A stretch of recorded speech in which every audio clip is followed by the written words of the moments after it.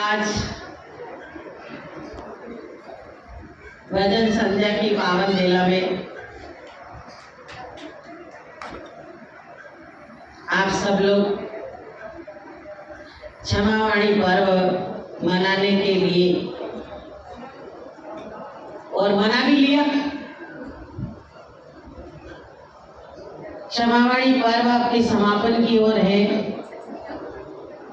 अभी एक पर्व ऐसा रह गया कि जो अभी कल समापन को होगा, वह है 16 कारण पर्व। 16 कारण पर्व को दूसरा नाम मेघमाला व्रत भी उसको बोलते हैं। क्या बोलते हैं? मेघमाला व्रत। दोनों सेम व्रत है। 16 कारण व्रत करने से महान पुण्यशाली प्रकृति तीर्थंकर प्रकृति का बंध होता है। तीर्थंकर प्रकृति का बंध करने के लिए 16 कारण भावना को भाना पड़ता है। तो 16 कारण भावना भाते हैं तो तीर्थंकर प्रकृति का बंध होता है। 16 कारण भावना में दर्शन विशुद्धि आदि भावनाएं हैं और उन भावनाओं को भाने से आज अंतिम भावना है प्रवचन वत्सल और पहली भावना है दर्शन विशुद्धि। इन 16 भावनाओं का भाने से पर विशेष रूप से तीर्थंकर प्रकृति का बंध चौथे गुणस्थान से लेकर के 8वें गुणस्थान के पहले भाग तक तीर्थंकर प्रकृति का बंध होता है। जब तीर्थंकर प्रकृति का बंध होता है तब उस जीव की भावना सबके प्रति दयामय, संसार का प्रत्येक जीव कैसे सुखी हो, संसार के प्रत्येक व्यक्ति का दुख उसको अपने दुख जैसा लगता है, तब तीर्थंकर प्रकृति का बंध होता है। महावीर भगवान के जीव ने तीर्थंकर प्रकृति का बंध राजा आनंद की पर्याय में तीर्थंकर प्रकृति का बंध किया था। ऐसे सभी तीर्थंकर पूर्व पर्याय में अनंत 16 कारण भावनाओं को भागे तीर्थंकर प्रकृति का बंध करते हैं। विदेह क्षेत्र में 2 कल्याणक वाले, 3 कल्याणक वाले और 5 कल्याणक वाले तीर्थंकर भी होते हैं। हमारे भरत और ऐरावत क्षेत्र में 5 कल्याणक वाले तीर्थंकर ही होते हैं, क्योंकि हमारे भरत और ऐरावत क्षेत्र में पूर्व पर्याय में ही तीर्थंकर प्रकृति का बंध करे हुए जीव ही यहाँ पर जन्म लेते हैं। पर विदेह क्षेत्र में जन्म लेने के बाद दीक्षा कल्याणक समय भी तीर्थंकर प्रकृति का बंध कर सकते हैं। फिर केवल ज्ञान होने के पहले भी तीर्थंकर प्रकृति का बंध कर सकते। इसीलिए दो कल्याणक वाले, यानी दो कल्याणक यानी ज्ञान कल्याणक और मोक्ष कल्याणक। तीन कल्याणक वाले तो दीक्षा कल्याणक, ज्ञान कल्याणक और मोक्ष कल्याणक, और 5 वाले तो है ही। पर कोई 4 वाले तीर्थंकर नहीं होते और 1 वाले भी नहीं होते। हमारे दीमापुर एक धर्म नगरी है और हमको लगता है कि शायद पहली बार ही 4 जनों ने 16 उपवास किए होंगे। इसके पहले कभी 4 जनों ने किए क्या? नहीं किए। अच्छी बात है। जब साधु का सानिध्य मिलता है तो धर्मात्मा जीव अपने आप धर्म की ओर पहली बार करे, कभी एक बार और करे कभी, हाँ, तो बहुत अच्छी बात है। जब धर्मात्माओं का सानिध्य मिलता है तो धर्मात्मा जीव को भी उपादान प्रकट हो जाता है। 16 कारण के 16 उपवास, ये कोई छोटी मोटी बात नहीं। 16 उपवास करना यानी सबसे पहले तो हमारे मन को कि 16 दिन तक आपको अनाज नहीं मिलेगा, इसको अपनी आत्मा को संबोधन करना है। 16 दिन नहीं, फिर बाद में भी 5 दिन और नहीं खाने देंगे। 16 के साथ में 5 दिन और फ्री है कि आपको ये नहीं खाना, वो नहीं खाना, नींबू नहीं खाना, फलाना नहीं खाना। तो इतने दिन तक अपने मन को वश में करना यानी बहुत बड़ा उपक्रम है। हमारे को एक टाइम यदि ये कह देते हैं कि पानी नहीं पीना है तो हम अब सोचने लग जाते हैं कि अब क्या होगा, अब माता जी पीछे ही पड़ गए तो करना ही पड़ेगा। पर इतना बड़ा व्रत तो एक दिन मैंने फिर कहा था कि चतुर्थ काल के 1000 उपवास, कितने 1000 उपवास, और पंचम काल का 1 उपवास बरोबर है। जितना चतुर्थ काल में 1000 उपवास करने से जितना पुण्य का उपार्जन होता है, इतना पंचम काल में मात्र 1 उपवास करने से वो पुण्य का उपार्जन हो जाता है। 1000 गुना फल मिलता है। क्यों? क्योंकि पंचम काल के जीवों का सेहन कम है, और इतना कम सेहन के बावजूद भी इतने लोग, कोई 32 करते हैं, कोई 16 करते हैं, कोई 64 करते हैं, कोई 108 करते हैं। तो इन लोगों को वीर्यांतरा कर्म का क्षय विशेष होता है, तो ऐसी साधना करने का उनका मन बनता है। और जब आचार्य ने कहा कि निमित्त मिलता है तो उपादान प्रकट हो जाता है। अब कैसे, हमको तो समझ में कुछ आया नहीं कि माता जी क्या तो निमित्त होता है, क्या उपादान होता है। जैसे अपने घर में डिब्बे में आटा पड़ा हुआ है, आटा है ना, रोटी किसकी बनती? आटे की बनती। बनाता कौन है? महिला, कोई भी, पुरुष कोई भी बनाता है। पर और रोटी बनने का उपादान तो उस आटे में है, पर जब तक निमित्त नहीं मिलेगा तब तक वो रोटी बन नहीं सकती। बनाने वाला भी आ गया, आटा भी बैठा हुआ है, मतलब रखा हुआ है, गैस भी है, तवा भी है, बेलन भी है, चकला भी है, सब कुछ है, पर लाइटर नहीं है, एक माचिस की तिल्ली नहीं है। रोटी बना के दिखा दो आप, एक माचिस की तिल्ली नहीं है, बाकी सब कुछ रखा हुआ है। रोटी बन जाएगी क्या? नहीं बनेगी। आपकी भूख शांत हो जाएगी क्या? नहीं होगी। क्यों? क्योंकि उपादान के साथ साथ निमित्त का होना जरूरी है। और निमित्त भी कौन सा? जो सही निमित्त है, यदि मिलता है तो उपादान प्रकट हो जाता है। इसीलिए इन 4 भव्यात्माओं को, और भी 10 उपवास बहुत सारे लोगों ने किया, उनका पारणा हो गया। समय का कम होने से उनके बारे में नहीं बोल पाए, फिर भी उनको बहुत बहुत सबको मंगल आशीर्वाद कि 13 जनों ने लगभग 13 जन थे, 13 जनों ने 10 उपवास किए थे, किसी ने 5 उपवास किए, किसी ने रत्नात्रय का व्रत किया। अब अंतिम में ये 4 जन जो बैठे हैं उनके 16 कारण का पारणा कल होगा। आज के दिन एक बात जरूर कहना चाहूंगी, बहुत सारे लोग यहाँ के भी हैं, बाहर के भी हैं, कि हम लोग व्रत उपवास हमारी शक्ति के अनुसार करते ही है और करना भी चाहिए, क्योंकि हमारा जैन धर्म तप और त्याग पे टिका हुआ है। और मेरे को लगता है यहाँ जितनी भव्यात्माएं सब बैठी है तो बहुत सारे ने 10 उपवास किए भी होंगे, किसी ने 16 की होगी, किसी ने 10 की होगी, किसी ने 5 की होगी। अपनी शक्ति को सबने तोला होगा। और यदि जिसने नहीं भी किए तो हमेशा एक भावना जरूर रखता है कि कभी न कभी अपने जीवन में एक बार 10 उपवास तो करेंगे ही। भावना रखता है, शक्ति होगी तो होगा, नहीं होगा, पर सबके दिमाग में एक जरूर है कि हमने जैन कुल में जन्म लिया तो एक बार 10 उपवास तो 16 का तो पेंडिंग में रखो, 10 तो करेंगे ही।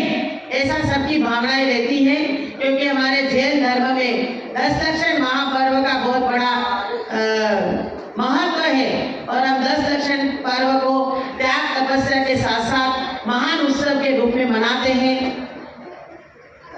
हमारे उपवास करता संदीप भैया, क्या मीना, सोनम और बबीता जी, इन चारों ने 16 कारण व्रत किए हैं। उनके साथ साथ आप सब लोगों को एक बात जरूर कहना चाहूंगी कि आप सब जो भी संसारी प्राणी होता है वो अपने आगे वाली पीढ़ी को कुछ न कुछ दे करके जाता है, जिसको कहते हैं वसीयत। क्या बोलते हैं? वसीयत। आप सब लोग जो आपके दादा परदादा जो गए वो आप लोगों को दे गए, आप जाओगे तो अपने बेटों को, उनके बेटों को कोई न कोई वसीयत में कुछ न कुछ दे जाते हैं। आपको भी अपना वसीयत लिखना है, लिखना है कि नहीं लिखना? लिख के जाओगे तो बड़े बेटे लड़ेंगे नहीं, और नहीं लिख के जाओगे तो लड़ेंगे। एक है तो टेंशन नहीं है, पर 2 है तो टेंशन है। तो वसीयत तो सभी लिख के जाते, पर धर्म की वसीयत को कौन कौन लिखेगा? कौन कौन लिखेगा? वसीयत तो सब लिखते, 2 प्लॉट तेरे, 5 प्लॉट तेरे, इतना सोना, इतना चांदी, फलाना, इससे पैसा बाकी है, ये उधार चुका लेना, फलाना करना, सब लिख के जाते। पर धर्म की वसीयत को कौन लिख के जाता है कि मैंने कितनी भी तकलीफ आने पर, कैसी भी परिस्थिति होने पर मैंने कभी भगवान का मंदिर नहीं छोड़ा, हमेशा नित्य देव दर्शन किया। मैंने 10 लक्षण पर्व में, अष्टमी का पर्व में अभक्ष भक्षण नहीं किया। कोई दीमापुर में कोई साधु आया या हमारे गांव में कोई साधु आया, बिना आहार करे मेरे घर से नहीं गया। इस प्रकार का वसीयत कौन कौन लिखेंगे? यदि आप खुद मंदिर नहीं जाते हैं तो आप अपने बच्चों के लिए वसीयत क्या लिखेंगे? क्या लिखेंगे बताओ? आप खुद अभिषेक नहीं करते हैं तो आप अपने बेटों के लिए क्या वसीयत लिखेंगे? क्या लिखेंगे बताओ? मैंने कभी साधुओं का प्रवचन सुना नहीं, साधुओं को कभी दर्शन करने गया नहीं, ऐसी वसीयत लिखोगे क्या? क्या लिखोगे धर्म के नाम पर? क्या लिखोगे बताओ? इसीलिए कुछ धर्म के नाम पर लिखने जैसा हमारे जीवन में कुछ कर जाना कि हम 2 या 3 या 4 या 5 कुछ लिख के जा सके कि धर्म के नाम पर मैंने ऐसा किया, तो तुम लोग भी धर्म को करना। और धर्म की जड़ हमेशा हरी होती है, बिना धर्म किए लक्ष्मी का भी संयोग नहीं मिलता है, बिना धर्म किए विटामिन एम भी नहीं मिलता है। ये किसका फल है? पुण्य का फल है। लक्ष्मी किसकी दासी है? पुण्य की दासी है। और पुण्य किससे आता है? धर्म करने से आता है। धर्म करे बिना पुण्य नहीं आता है। इसलिए धर्म को जरूर करो, इतना करो, इतना करो, इतना करो, इतना करो। ये धर्म है ना, शक्कर जैसा है। शक्कर का दाना होता है ना, कैसा होता है? कहाँ से मीठा होता है? सब जगह से। कहाँ से मीठा होता है? पीछे वाले सब जगह से। आवाज सुनाई दे रही थी मेरी? आवाज सुनाई, गर्दन तो हिला दो, सुनाई दे रही है? शक्कर कहाँ से मीठी होती है?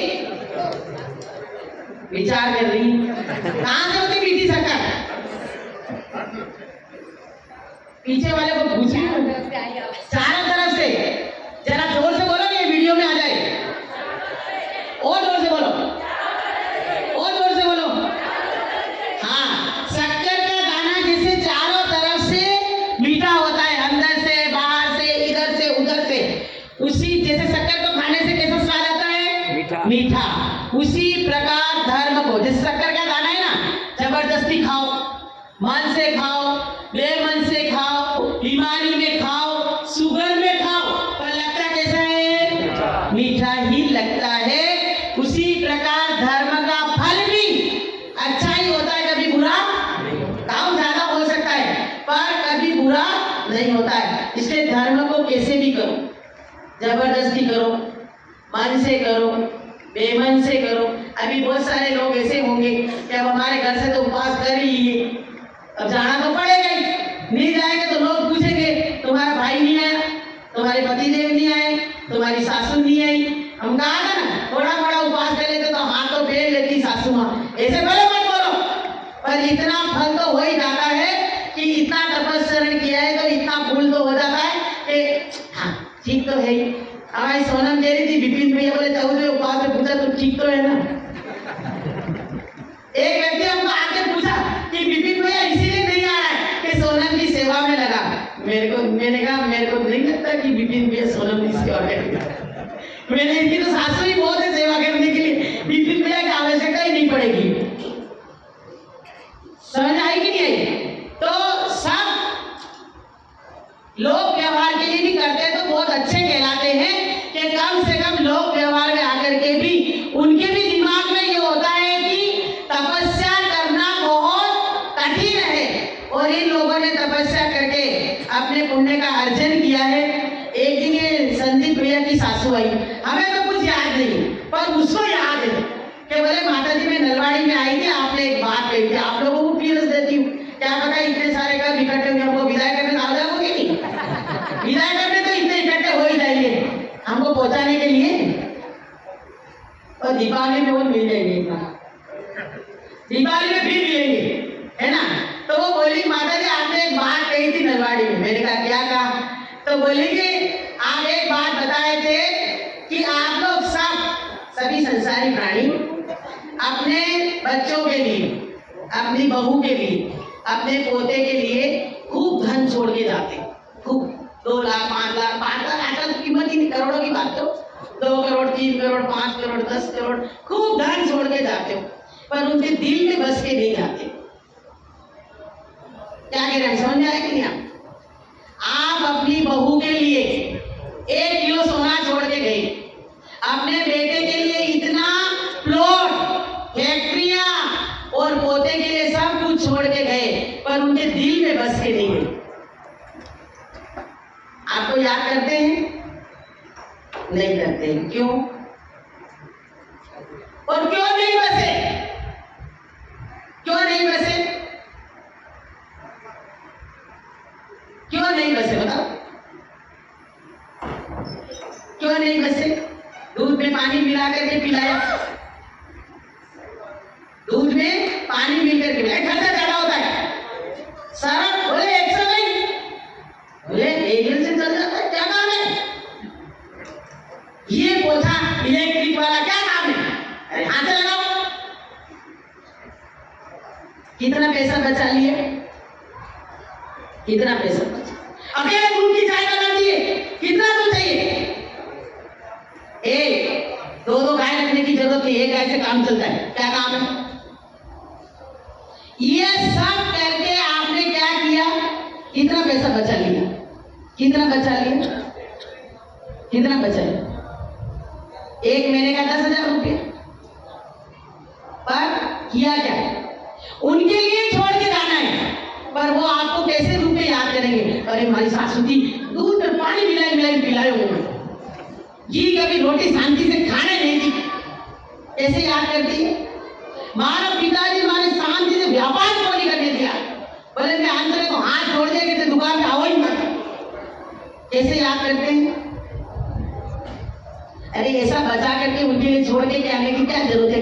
कम से कम उनको खाने दो, पीने दो, कम से कम आपको याद तो करेंगे कि हाँ हमारी सासू एकदम क्या बोलते 100% मार्क, कभी उनका कोई भरा ही नहीं थी। और हमारा बेटा के अरे हमारे पिताजी को पहले से टिकट तैयार, बोले जाओ घूमने जाओ, बोले रोज होटल में जाओ, हमारी तरफ से जाओ। हम ऐसा पैसा बचा करके भी यदि किसी के दिल में नहीं बच सके तो ऐसा पैसा बचाने का मतलब क्या मतलब है बताओ? हाँ, आप संस्कारों से संस्कारित करो, अच्छी बातों से संस्कारित करो, तब ठीक है। उनको धूप दे करके सासू बना करके कितने दिन तक रखोगे? कितने दिन तक रखोगे? अपना अहंकार, अपना घमंड कब तक रखोगे? और आज इस पर्युषण पर्व में यही शिक्षा और यही धर्म कमाना कि अपने अहंकार को छोड़ करके अपने पद का मद छोड़ना है। सासू हो चाहे ननद हो चाहे बहू, कोई भी हो, बेटा हो चाहे पोता हो, अपने मद को छोड़ना यही सबसे बड़ी हमारी आत्मा के प्रति क्षमा भाव है। आप दूसरों से क्षमा मांगने के पहले अपनी आत्मा से क्षमा मांगो कि मैंने मेरे आत्मा के लिए बहुत पतन के कार्य किए हैं। मैं आत्मा से क्षमा मांगता हूँ कि आगे अब ऐसा काम नहीं करूंगा जिससे हमारी आत्मा पतन की ओर जाए। अपनी आत्मा से क्षमा मांगो। सबसे पहले क्षमा किससे मांगना? अपने से, फिर दूसरों से। दूसरों से मांगने पर तो हो सकता है वो क्षमा करे ना करे, पर हमें अपने आप में मांगने से हमारी आत्मा को हमने क्षमा कर दिया तो अपने आप ही एक को साधे सब सधे, हमारी आत्मा सदगी तो सब सज जाएगी। इसलिए आज उत्तम आगे भी प्रोग्राम है, फिर सुनने को कभी फिर मिलेगा, फिर सुनाएंगे। आज उत्तम क्षमावाणी पर्व के दिन और हमारे 16 कारण पर्व वालों का अंतिम दिन है। अंतिम दिन है कि आज उनका 16वां उपवास और कल उनका पारणा होगा। इन्होंने बहुत सजगता के साथ कोई भी धार्मिक कार्य को नहीं छोड़ा और एकदम धर्मता पूर्वक अपने इस 16 कारण व्रत को निरतिचार निर्विघ्न पूर्ण किए करने की ओर है। सुबह तक उनके ये सब व्रत पूर्ण हो जाएंगे। भगवान को हाथ जोड़ करके अपना पारणा करेंगे। हमारा इन सभी 10 उपवास वाले 5, 3 जो भी हैं और ये चारों जो 16 कारण व्रत करने वाले हैं उनको हमारा यही आशीर्वाद कि आप अपने जीवन में आपने 16 कारण व्रत गुरुओं के सुपास में बैठ करके किए हैं। गुरुओं के सुपास में बैठने से हमारी आत्मा की गरिमा भी बढ़ती है और आत्मा की गरिमा को समझने के साथ साथ हमको ये जैन धर्म जो बड़ी गंभीरता से मिला है और ये जैन धर्म हमारा रतन त्यागमय और दयामय है और ये विख्यात जैन धर्म में हमारी आस्था दृढ़ हो और आस्था दृढ़ के साथ साथ हम अपने जीवन में सम्यक प्रकार से दीप जला सके, सम्यक प्रकार से दीप जला सके और सोना को प्राप्त कर सोना को सुवर्णमय को प्राप्त होकर उसमें मीना लगा करके हमारी आत्मा को परम पावन पुनीत कर सके। ऐसा मंगल पुरुषार्थ। अब बबीता का नाम ऐसा कहाँ जोड़े? नाम हमेशा याद रखना, किसी का ऐसा रखो कि कहीं न कहीं जोड़ सके। तो इसलिए बबीता जी को भी हमारा यही मंगल आशीर्वाद कि आप सब अपने जीवन में सम्यक प्रकार से दीप जला करके स्वर्ण में मीना लगा करके अपनी आत्मा को परम पावन पुनीत बनाए। इसी मंगल भावना के साथ इनका मंगल जीवन बने, सुख शांति और समृद्धि इनके जीवन में प्राप्त हो और ये 16 कारण व्रत इनके जीवन में परंपरा से तीर्थंकर प्रकृति के बंध में निमित्त कारण बने। इसी मंगल भावना के साथ जो बोलो महावीर भगवान की जय, क्षमावाणी पर्व की जय।